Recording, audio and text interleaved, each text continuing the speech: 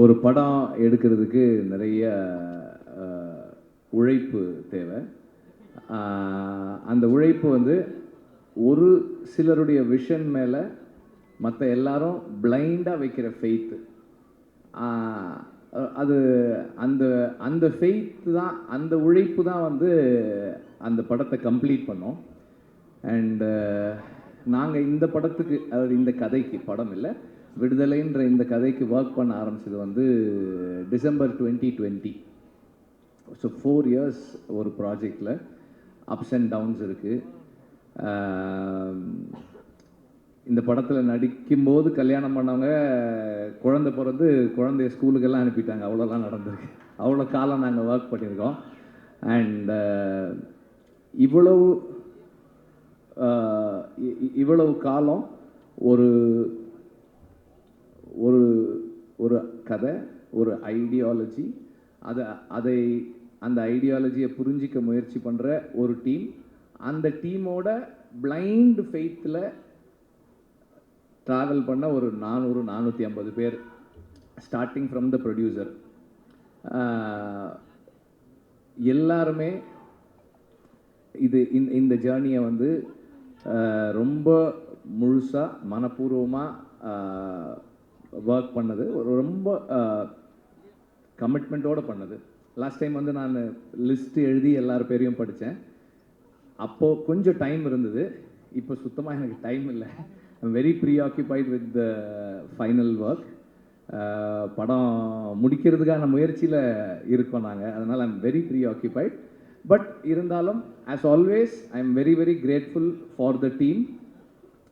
Cinema மாதிரியான ஒரு work வந்து கீழேருந்து மேலே வர்றது, ஒரு டைரக்டரோட விஷனுக்கு மேலேருந்து கீழே ஒர்க் பண்ணுறது, அது பார்க்குறதுக்கு அப்படி இருக்கும். ஆனால் வந்து ஒரு செட் அசிஸ்டண்ட்டு கரெக்டாக ஒர்க் பண்ணுறதும், ஒரு கார்பெண்டர் கரெக்டாக ஒர்க் பண்ணுறதும், ஒரு ஒரு ஹேர் ட்ரெஸ்ஸர் கரெக்டாக ஒர்க் பண்ணுறதும் தான் ஃபைனலாக அந்த டைரக்டரோட விஷனை வந்து கம்ப்ளீட் பண்ணும். ஸோ அப்படி எல்லாரும் ஒர்க் பண்ண ஒவ்வொருத்தருக்கும் நான் எப்போதும் போல் I am very very grateful. நன்றியெல்லாம் இல்லை, அதை தாண்டி ஐ எம் வெரி கிரேட்ஃபுல். ஏன்னா வந்து நானே பல இடங்களில் சொல்லியிருக்கேன், நான் சொல்லனாலும் கூட இருக்கவங்க சொல்லுவாங்க, என்னோட அசிஸ்டன்ட் டைரக்டர்ஸ் மாதிரி, என்னோட டீம் மாதிரி, அசிஸ்டன்ட் டைரக்டர்ஸ் இல்லை, என்னோட அசிஸ்டன்ட் கேமராமேனாக இருக்கட்டும், ஆர்ட் டைரக்டருடைய அசிஸ்டன்ஸாக இருக்கட்டும், எங்கள் ஸ்பாட்டில் எல்லாருமே என்னோட அசிஸ்டன்ஸாக தான் ஒர்க் பண்ணுவாங்க.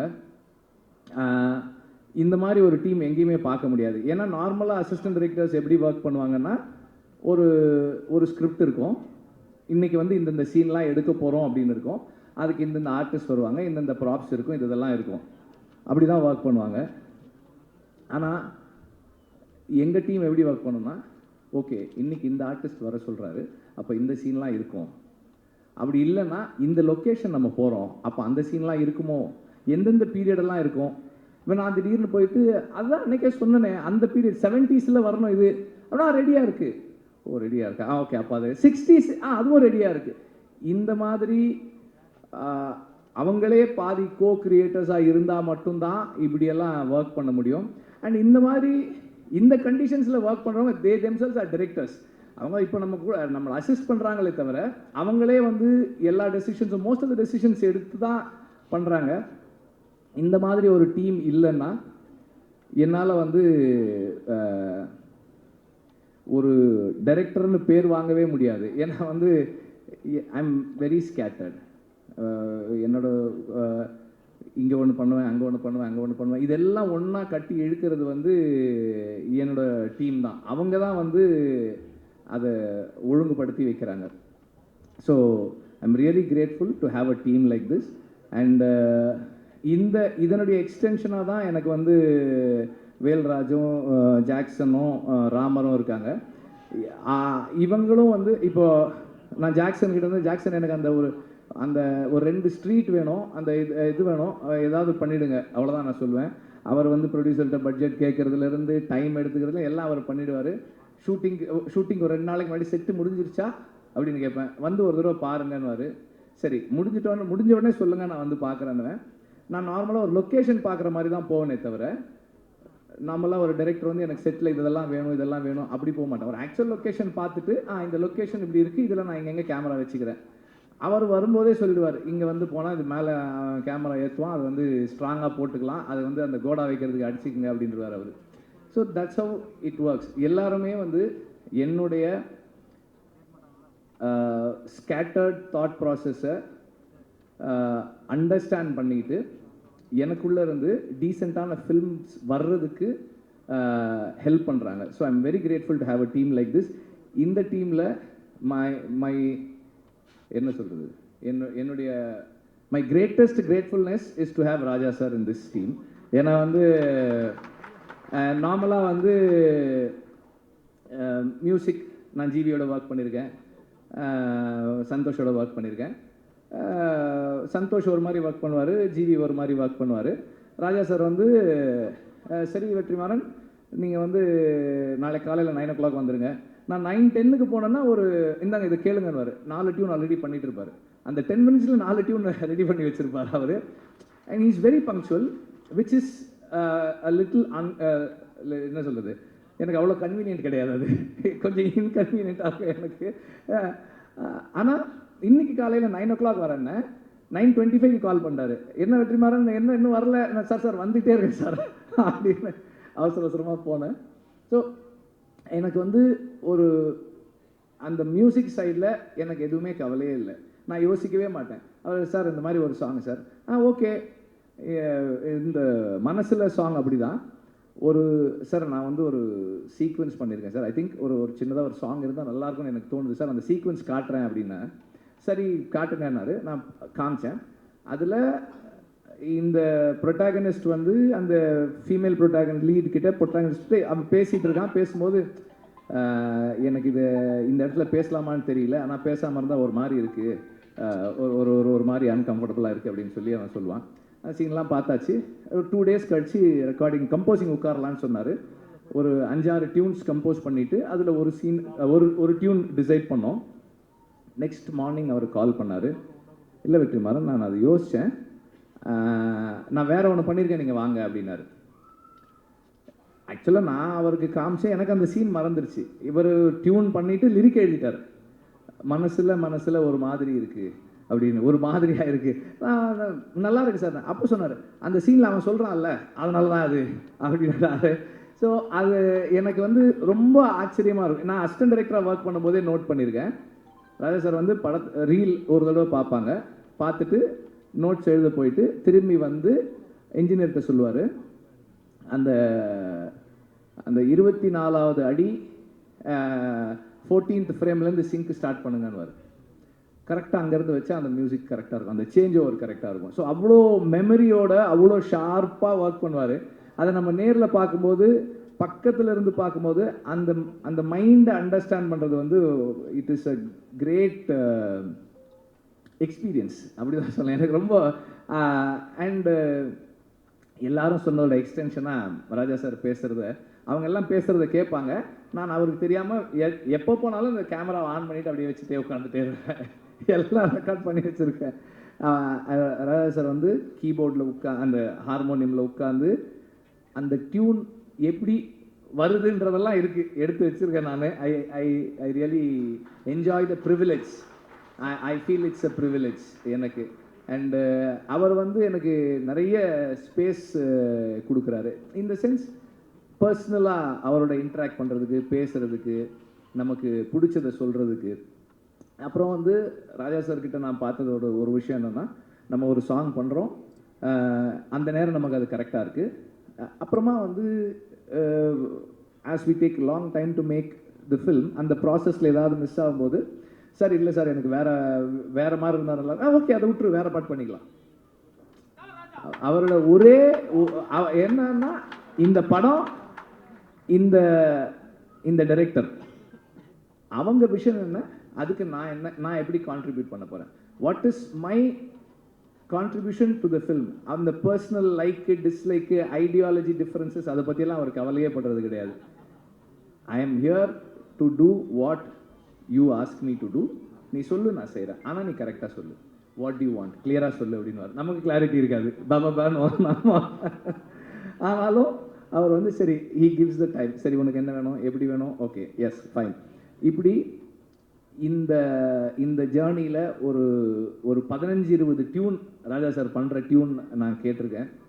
அவர் எவ்வளோ ஃபாஸ்ட்டாக பண்ணுறாரு. அந்த ஃபாஸ்ட்டாக பண்ணுறதுன்றது ஒரு ஒரு பெரிய இது இல்லைன்னு தான் நான் நினைக்கிறேன். ஏன்னா அது அது என்னவா மாறுது. இப்போ இந்த சாங் இப்போ கேட்கும்போது நமக்கு நம்ம நார்மலாக நோட்டீஸே பண்ண மாட்டோம். நம்ம நார்மலாக அதாவது மியூசிக்கலாக ட்ரெயின் ஆகாத ஆட்கள் நோட்டீஸே பண்ணாமல் விடக்கூடிய ஒரு சின்ன சைம் எங்கேயோ கேட்குது, ஒரு சின்னதாக ஒரு ஒரு ஒரு ஒரு பெல் சவுண்டு கேட்குது. இதெல்லாம் வந்து அது எப்படி அந்த இடத்துல வைக்கிறாரு, அந்த சவுண்டு நமக்கு எப்படி கேட்குது, இதெல்லாமே வந்து ஒரு பெரிய ஆச்சரியம் தான். அவ்வளோ சாங் இருக்குது, மற்ற மியூசிக் இருக்குது, வாய்ஸ் இருக்குது, அதுக்கு நடுவில் அந்த சாங் இந்த சவுண்ட் இந்த இடத்துல வச்சா கேட்கணும்லாம் ஒரு டிசைட் பண்ணி ஒன்று ஃபைனலாக ஒன்று கொடுக்குறாரு இல்லையா. அதுதான் அந்த அந்த என்ன சொல்கிறது மியூசிக்கல் அந்த அந்த ஜீனியஸ் மியூசிக்கல் மைண்டு அதை பக்கத்தில் இருந்து பார்க்குறது எனக்கு ரொம்ப சந்தோஷம். இதில் இந்த படத்தில் 4 சாங்ஸு 4மே 4 விதமான சாங்ஸ். ஸோ ஒரு இந்த ஜேர்னியில் எனக்கு ராஜா சாரோட இருந்து அவரோட இன்ட்ராக்ட் பண்ணுறதுக்கான ஆப்பர்ச்சுனிட்டின்றது என்னுடைய லைஃப்பில் பர்சனல் லைஃப்பில் என்னை நான் இம்ப்ரூவ் பண்ணிக்கிறதுக்கான ஒரு பெரிய கிஃப்டாக தான் நான் பார்க்குறேன். அதை என்னை எல்லா விதத்துலேயும் வந்து இம்ப்ரூவ் பண்ணிக்கிறதுக்கான ஒரு பாசிபிலிட்டி அது. அண்ட் ஆக்டர்ஸ் அண்ட் டெக்னீஷியன்ஸ், இப்போது எனக்கு வந்து இந்த படத்தில் பல இடங்களில் சொன்னாலும் திரும்ப சொல்கிறேன், 8 நாள் வாங்க அப்படின்னு ஷூட்டிங் கூப்பிட்டு போனேன் சேதுவை. இந்த செகண்ட் பார்ட்டு அன்னைக்கு ஷூட்டிங் முடிக்கும் போது எவ்வளோ நாள் ஆச்சு ஃபர்ஸ்ட் பார்ட் செகண்ட் பார்ட் ரெண்டும் சேர்த்துன்னு கேட்டேன். 257 டேஸ் அப்படின்னு சொன்னாங்க. அதில் வந்து சேது எப்படியும் ஒரு 120 டேஸாவது குறைஞ்சது நடிச்சிருப்பார்.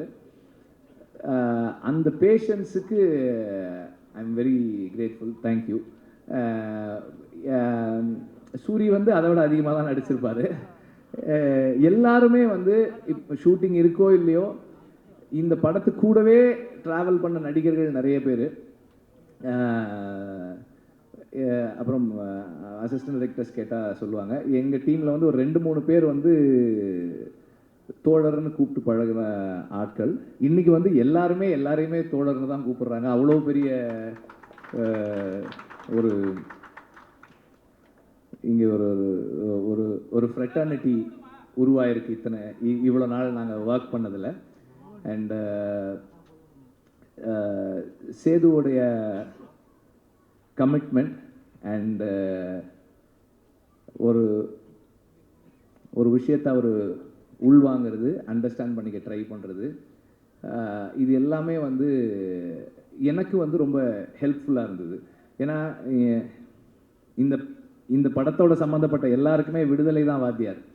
விடுதலை தான் எல்லாருக்குமே கற்றுக் கொடுத்துக்கிட்டு இருக்கு, இன்னும் கற்றுக் கொடுத்துக்கிட்டு இருக்கு, இன்னும் கற்றுக் கொடுக்க போகுது.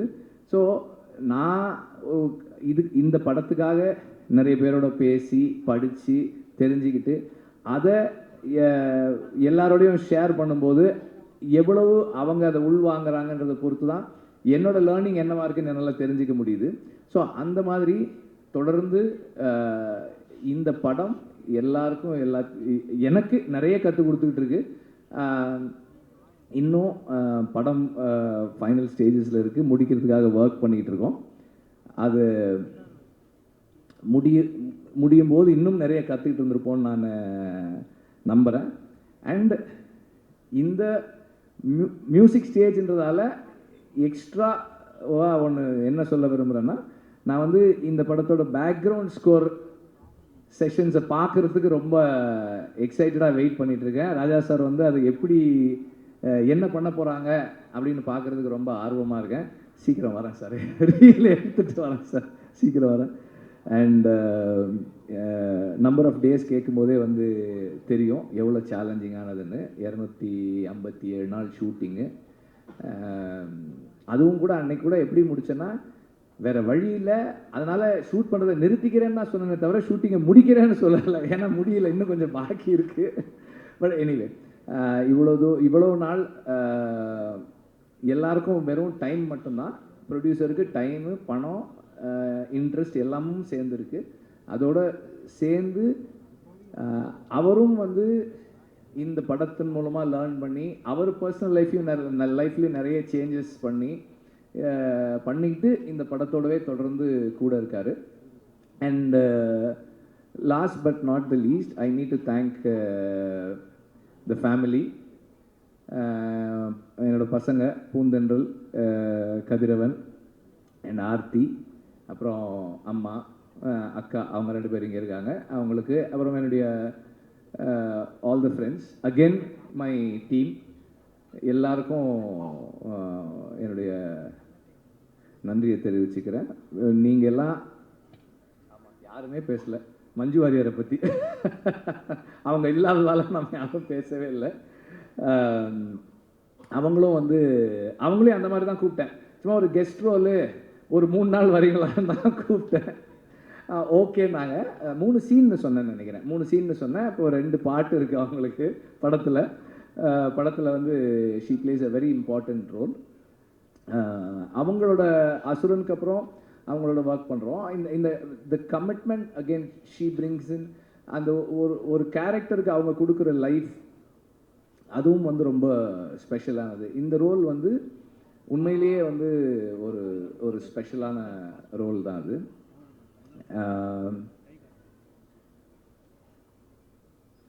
ஒரு படம் நல்லா வர்றதுக்கு அதெல்லாம் சொல்ல முடியாதுப்பா, என்னப்பா அது.